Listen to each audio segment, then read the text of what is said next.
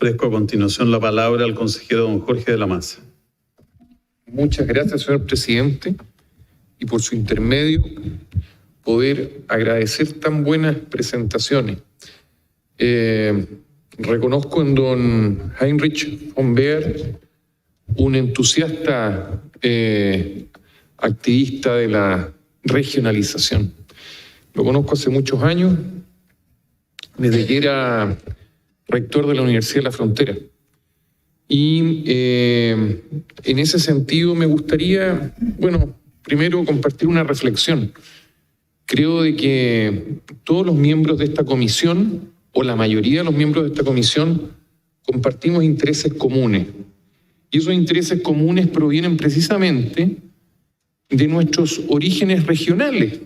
La mayoría de nosotros somos gente de regiones y tenemos un interés común, que es precisamente que este proyecto en cuanto a regionalización se refiere y a descentralización funcione y funcione bien. Es un interés que tenemos todos en común. Y creo que eso es sumamente importante, porque pueden haber cosas que nos dividan, podemos pensar distinto, pero si hay algo en común, es esto. Es la regionalización y la necesidad de descentralizar el país. Ahora bien, yo tengo algunas consultas que dicen relación a la forma en que quizás está redactado el texto en materia de regionalización, de descentralización en general. Tiendo a pensar de que el texto puede confundir de cierta manera, y es parte precisamente del esfuerzo que tenemos que hacer en la distinción precisamente de descentralización política, descentralización administrativa y descentralización fiscal. Creo que ahí hay un cierto grado de nudo. Y me gustaría saber su opinión, como también la opinión de María Paz Troncoso respecto de este tema. Porque creo en lo personal que la descentralización no puede ser llevada a cabo de manera efectiva sin un otorgamiento claro de potestades o de facultades a nivel local, a nivel regional, de atribuciones fiscales suficientes. Si para que esto funcione, las regiones también tienen que tener presupuesto. Y el presupuesto tiene que estar definido no solamente a través de la aplicación de tasas o a través de la aplicación de impuestos locales, sino que a través de la generación de riqueza a nivel local. Entonces, por ahí va la pregunta, porque veo que el texto no contempla o no refuerza esa función de producción de riqueza a nivel local, sino que lo que hace precisamente es solamente concederle al legislador la facultad de legislar para la aplicación de tasas. Eso sería, señor presidente. Muchas gracias. Voy a invertir un poquito el orden de la secuencia para ir más de lo general a lo particular, si ustedes me lo admiten. Quiero primero destacar como punto de entrada algo que me parece muy esencial de no confundir entre fines y medios. Muchas veces cuando en Chile confundimos entre fines y medios, nos equivocamos. También en materia pública, ciertamente, ¿para qué decir en la academia? Y en ese marco, la descentralización, y lo digo yo que tengo convicción descentralizadora, sin considerarme necesariamente, como dice el consejero de la Maza, no me considero un activista, pero sí recorriendo todas las regiones de Chile durante décadas y observando cómo los programas presidenciales, cuando buscan nuestra confianza, hemos hecho un análisis riguroso desde la elección de Lagos de la Vina en adelante, entre lo que se promete y una vez llegado al poder se olvida, por razones distintas, pero no se cumple. En consecuencia, como yo destacaba, tenemos un conjunto de potencialidades humanas y productivas latentes y subutilizadas que nos restan acceder al desarrollo. Como decía el gran analista y cientista político Joan Prats Català, Chile será descentralizado o no será desarrollado. No significa que la descentralización sea el único, ni siquiera principal medio para alcanzar el desarrollo, pero es uno de los ciertamente muy importantes.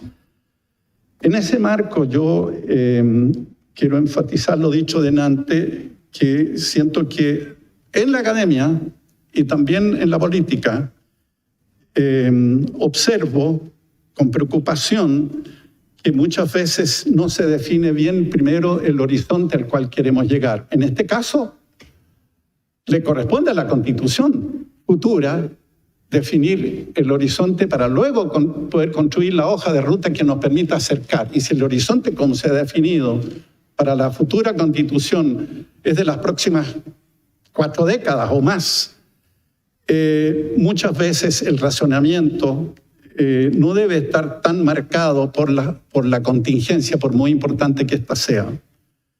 Y ahí yo entiendo, sin ser letrado, como ustedes saben, que la Constitución nos abre la oportunidad expresamente, a diferencia de la Constitución del 80, de establecer un mandato, ya sea imperativo en cuanto a lo que deberá, o a lo menos, cuando corresponda, habilitante de lo que podrá. Y en ese sentido, yo tengo la impresión que incluso parte de las preguntas todavía están demasiado marcadas comprensiblemente, no por el horizonte, el puerto de llegada al cual queremos aspirar en un proceso, como muy bien decía Antonia, esto es gradual y progresivo para que sea responsable y no sea un salto al vacío. Pero no nos podemos quedar pegados en el punto de inicio para poder construir la hoja de ruta. Yo creo que tiene mucha razón Jessica cuando nos llama la atención, y yo pido disculpas por haberlo omitido en mi exposición. Si hablamos de descentralización como un medio para contribuir a una mejor equidad social y territorial, ciertamente nos debe preocupar igual o incluso más que la relación regiones, capital del reino, la relación de las comunas periféricas que están al interior de cada una de las regiones, que están centralizando en exceso respecto y si nos importa entonces calidad de vida en igualdad de condiciones, con servicios básicos comunes de calidad, como yo decía, no para algunos, sino que para todos, y no solo en algunos lugares, sino que en todos, la descentralización intrarregional nos debe preocupar de igual manera. El tema de capital humano, hay distintas propuestas que nosotros mismos en parte hemos elaborado desde las universidades regionales y desde la Fundación Chile Descentralizado. María Paz ha conocido de todo ello, que es en el fondo desarrollar instrumentos que nos permitan atraer y retener capital humano calificado. Repito, los talentos están estadísticamente distribuidos, pero no las oportunidades para desarrollarlo en plenitud. Y eso es válido igual en el caso de lo que señalaba el doctor, es igual no solamente para educación, capital humano, sino que es igual para servicios básicos de salud, de vivienda, de seguridad, de cultura, de innovación, etc. Es muy importante la innovación ligada a capital humano y a potencialidades productivas, darle una mayor cercanía para que se puedan desarrollar en plenitud. La pregunta de Antonia respecto de la experta Antonia, discúlpeme la falta de formalidad, si definir la autonomía como política administrativa y fiscal o dejar autonomía a secas. Esto ha sido intensamente debatido entre nosotros. Hay opiniones diferentes entre nosotros mismos, pero creemos que es práctico y consistente de dejar autonomía a secas. Porque si para algún nivel, por ejemplo, el municipal decimos que tiene autonomía política, administrativa y fiscal, y para el nivel regional lo dejamos solamente en administrativa y fiscal, entonces se crea para el puerto de llegada una confusión que a mediados de desarrollo de un proceso que va a tomar, tengámoslo por seguro, a lo menos 3 periodos de gobierno para llegar a estado de régimen, no de corto plazo, nos va a empezar a significar una traba. Y eso tiene que ver, desde luego, con reconocer la autoridad del gobernador regional como máxima autoridad. Me alegra mucho que eso se esté recogiendo. Y es coherente con la transferencia progresiva de competencias. Pero nuevamente, tenemos que definir a dónde queremos llegar para luego entonces definir la hoja de ruta, los plazos, los responsables, las respectivas adecuaciones según los vaivenes y las tormentas que pudieran haber de por medio. En cuanto a lo que preguntaba la consejera Gloria Huth, mi respuesta va en la misma dirección. Por cierto que la transferencia de servicios públicos a la dependencia directa de los gobiernos regionales es un esfuerzo mayor, pero qué duda cabe, y que no se puede resolver de un año para otro, ni siquiera en un periodo de gobierno, pero apelando nuevamente, perdón la reiteración, que hay que definir primero hasta dónde queremos llegar. Y si queremos llegar con la dependencia de los servicios públicos tan anclados en la Constitución para estos fines del pasado y no del futuro, entonces tenemos que, siguiendo la máxima suiza, descentralizar los servicios públicos lo más que sea posible y mantener centralizado solo aquello que sea necesario e indispensable,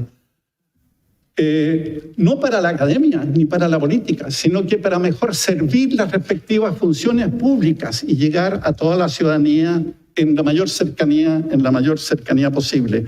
Y eso supone, para que realmente puedan ser gobiernos regionales, que no tengan que estar pidiendo permiso y mandando emisarios a las autoridades centrales de turno, apadrinados, acompañados por el senador o diputado de turno, gastando innecesarios recursos y tiempo de unos y otros para que las decisiones se puedan tomar en forma más autónoma en aquello que ya sea los municipios y los gobiernos regionales resuelven igual o mejor. Ese es el principio rector de la distribución preferente.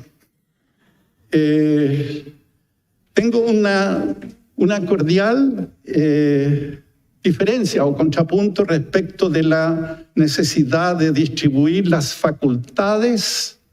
las competencias en forma uniforme a todo el país.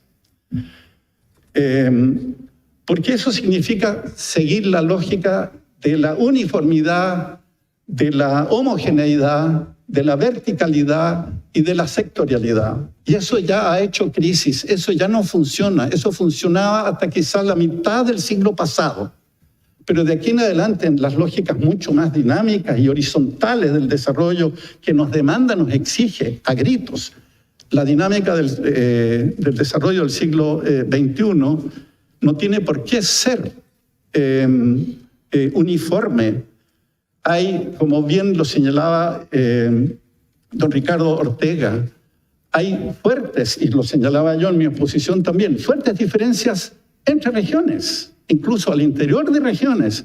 En consecuencia, repartir, por ejemplo, competencias que tienen que ver con minería o con turismo, o con salmonicultura o con la actividad forestal en forma uniforme no hace mayor sentido. Y además tenemos que confiar también y apostar a la dinámica, a la capacidad de gestión de las propias regiones. Vean ustedes ejemplos que hoy son señeros para el mundo de lo que ha logrado el País Vasco, por ejemplo, en cuanto a estar entre los mejores indicadores sociales y territoriales del mundo, diferenciando a partir de las culturas y de las capacidades locales. Ellos definen su modelo de desarrollo abiertos al mundo, pero a partir de las culturas y las capacidades locales.